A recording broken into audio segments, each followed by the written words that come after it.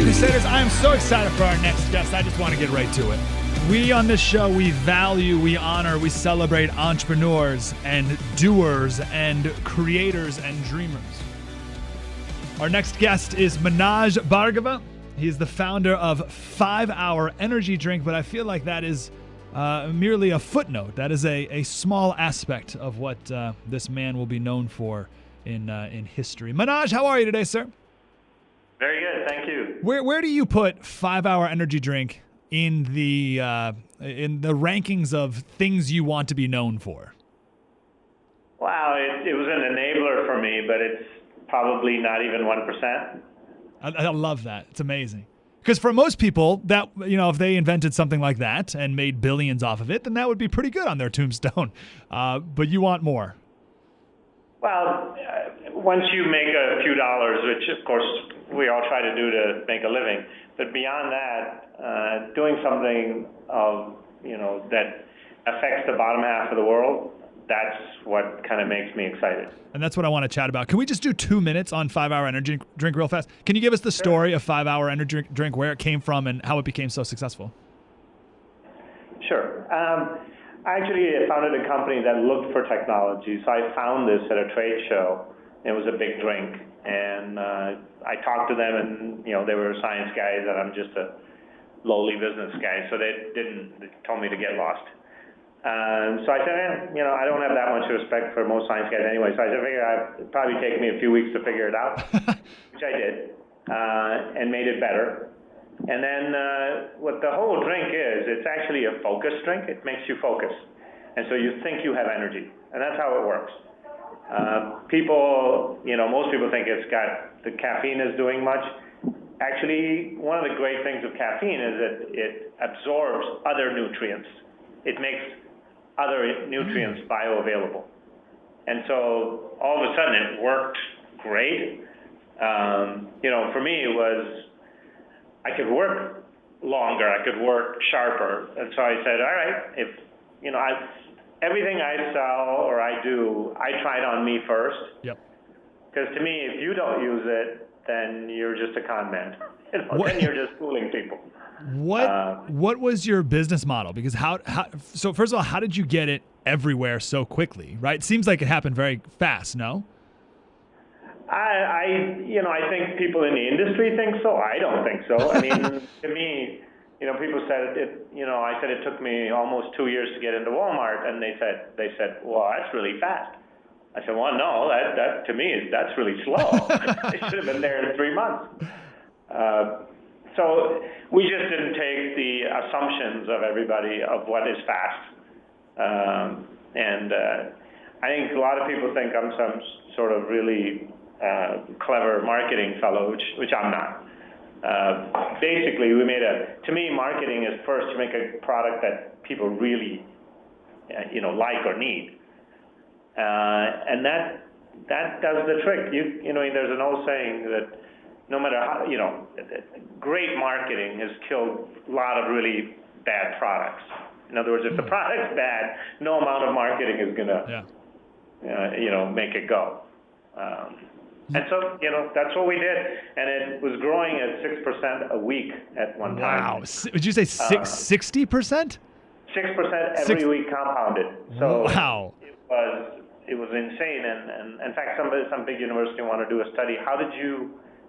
Were you able to ship? How were you able to get product out the door?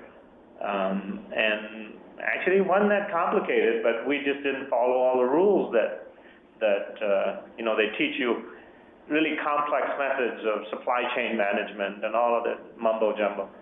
We didn't do any of that. I see. We basically kept to common sense, and we never missed a shipment. I feel like you mentioned before, we don't follow the assumptions of people. I feel like you're a man who never follows the assumptions of people. I have one last question about 5 Hour Energy Drink, and then we'll get to the bigger things. Why and when did you decide to put it in a little tiny bottle as opposed to your normal energy drink you see in a normal soda can? Where did that come from? Well, actually, that was the very first day that I looked at it, and I said, I'm tired. I'm not thirsty. So why would I want to drink an entire a glass of whatever if all I wanted was not to be tired. I mean, it'd be like selling Tylenol in a 16-ounce serving. Yeah. Well, no, I don't want that. Gosh, that's smart. All right, I love it. Let's get to the other 99% of your life. When did you decide to take this money? Because I love you call 5-Hour Energy an enabler. When did you decide to take it and go do big things with it?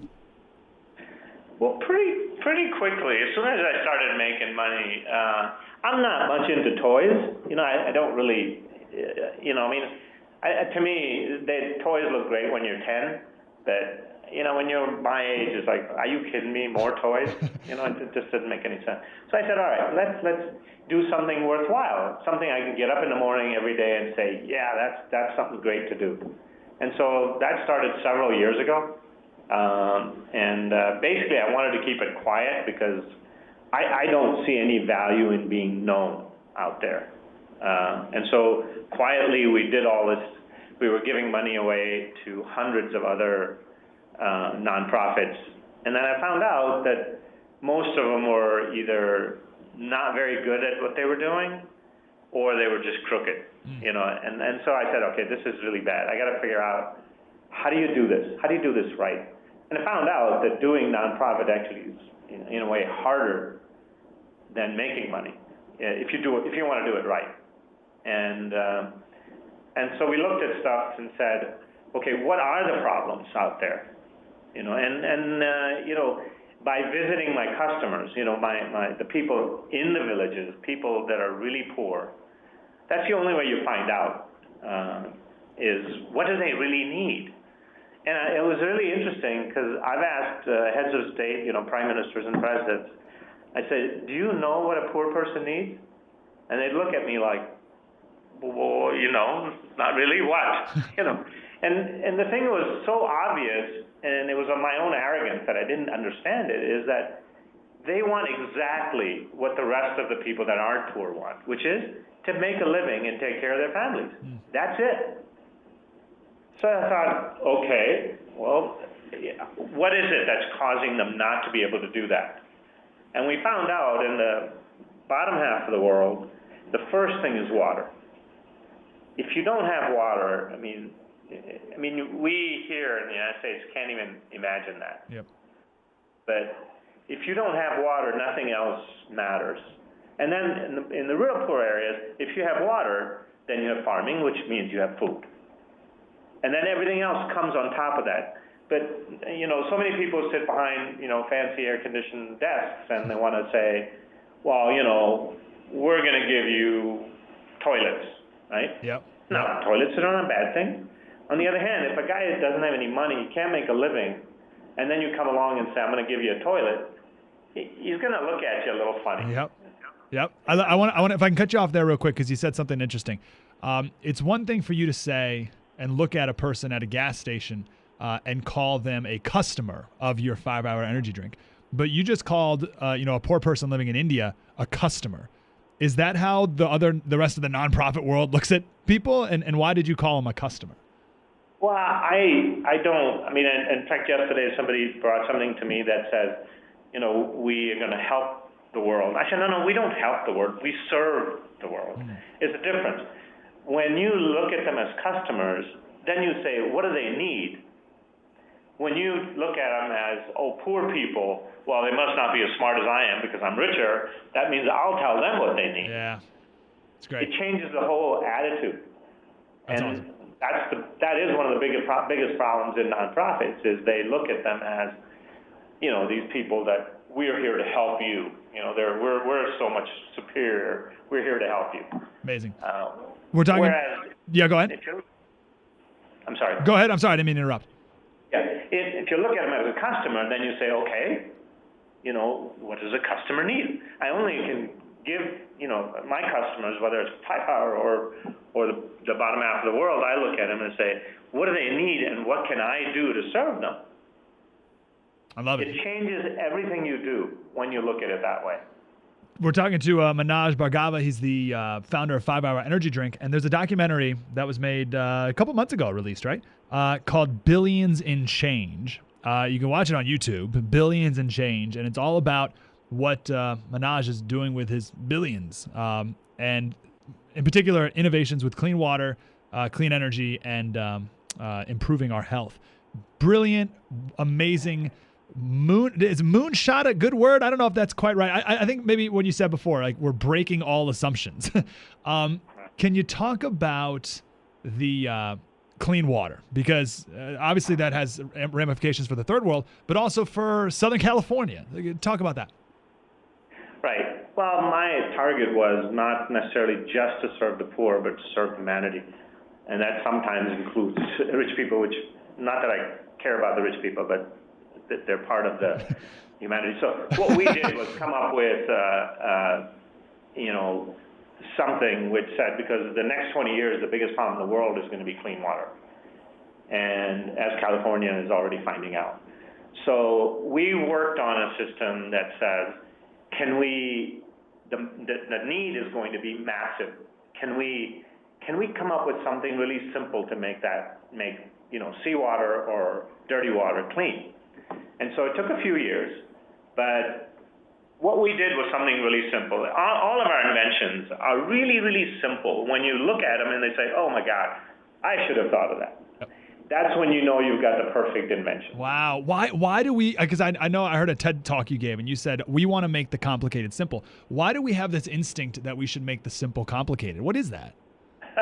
Well, it's kind of legacy. I mean, if you look at any university, a professor comes up with a simple solution, he's going to get laughed out of the university, because you can't write a paper on simple. You can write a paper on as complicated as possible. You get published and you get more money. So the tendency has been for research guys to make things, to come up with really complicated solutions. And the problem with complicated solutions, they always have unintended consequences. Mm-hmm. And they are not the ones that will make it work. And so everything we've done, I mean, the biggest thing, I went to overseas to India recently, and I unveiled a bike, which is a free electric, which makes you pedal for an hour and you have electricity for 24 hours. The whole country went nuts. I mean, I couldn't even go anywhere without getting like, okay, you're that guy. Wait, was this just like a couple of days ago? This was late November. So yeah, a couple weeks ago. Yeah. So this is in the movie too, this bike here. So yeah. So you've unveiled it, if you will. Why is it so revolutionary for people? Well, think about it. I mean, we in the United States went through the Industrial Revolution 115 years ago, 120 years ago. And we kept half of the world out of it. In other words, so for half the world, the Industrial Revolution never took place. Yep. Right? So all of our wealth has come from this Industrial Revolution. And we decided, okay, the bottom half, no, Edison never happened.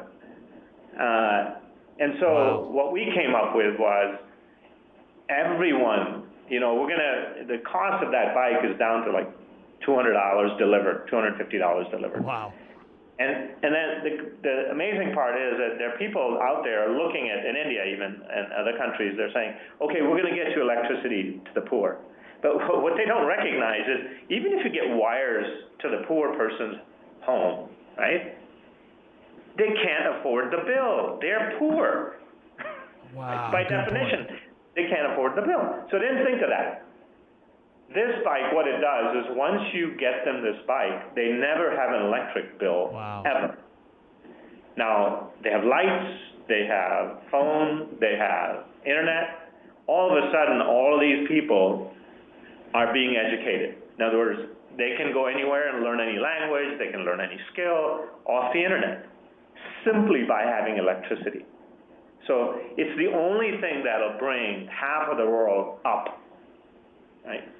And nobody looked at it. We tend to think of, I mean, you're in California, so everybody, especially in the Bay Area, it's all about convenience and entertainment for the rich. Apple's a great company, great convenience, great entertainment. But nobody seems to think about the bottom half of the world. And that's my customer. That's the only people I care about. And when we get 4 billion people who are currently not connected, not on the internet. If we can get them connected, this will be the largest explosion of knowledge in world history, right? I mean, like, there's so much more potential when we get the potentially brilliant minds who happen to be growing up in a slum in India connected with the rest of the modern world. It's so exciting. You're absolutely right. The problem is, what nobody looked at is without electricity, you can't get connected to the internet. So the internet is the enabler of all education, but electricity is the enabler of the internet. And learn more. The movie is called Billions and Change, and you can watch it on YouTube for free.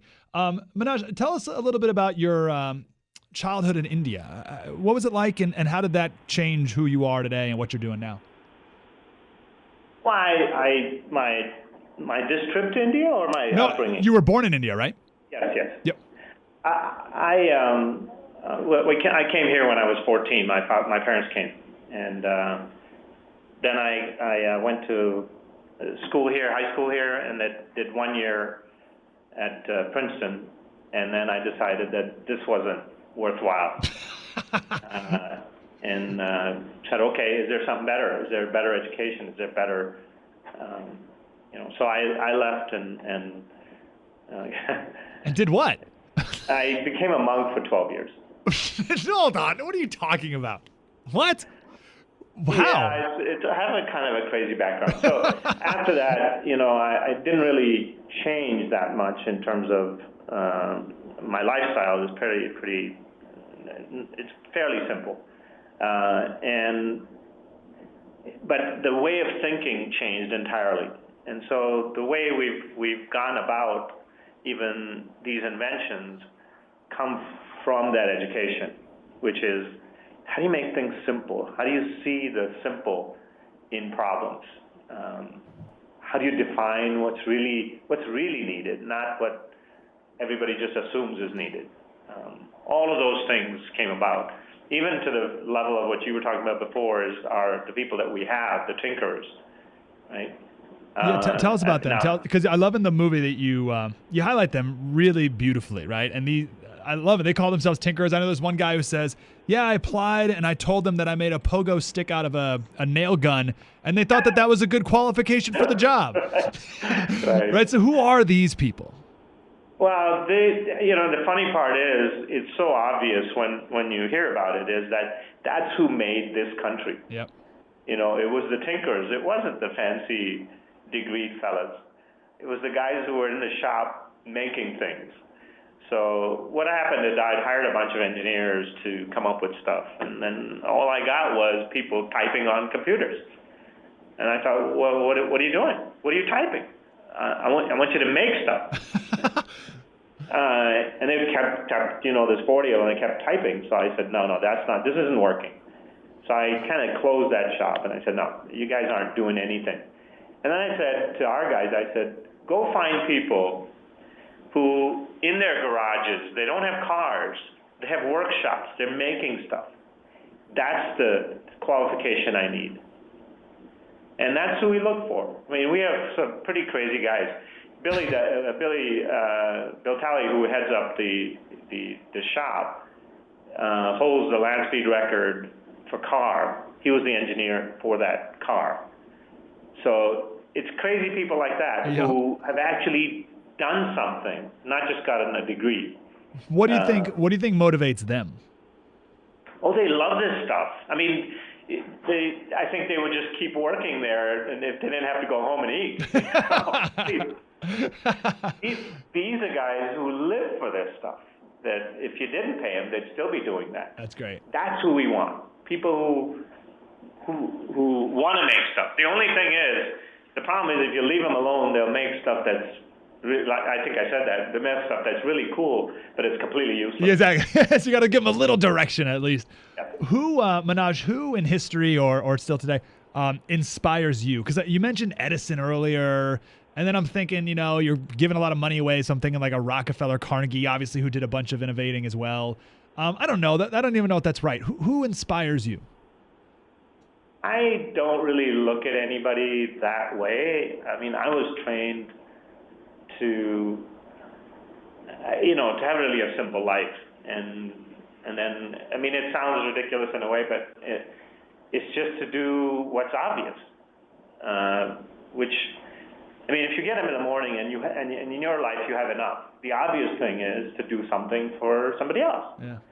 That to me is like, it's obvious. It's not like I didn't go to class for that. It's like one of those, if you have to go to class for ethics, it's not going to help. Let me switch it around then. How do you want to be remembered? I don't want to be remembered. I have no interest in being remembered. All I do is get up in the morning and do really good stuff. And my interest is in like I said, in the bottom half of the world. To me, it makes people have hobbies as they want to be remembered as something, but I really don't see any purpose in that because I'll be dead. So why would I care if I'm remembered? So legacy doesn't mean anything to you? No, it's kind of pointless because you think about it. I mean, if you have this building named after you and you're dead, how is that helping you? I'm reading Team of Rivals right now about Lincoln.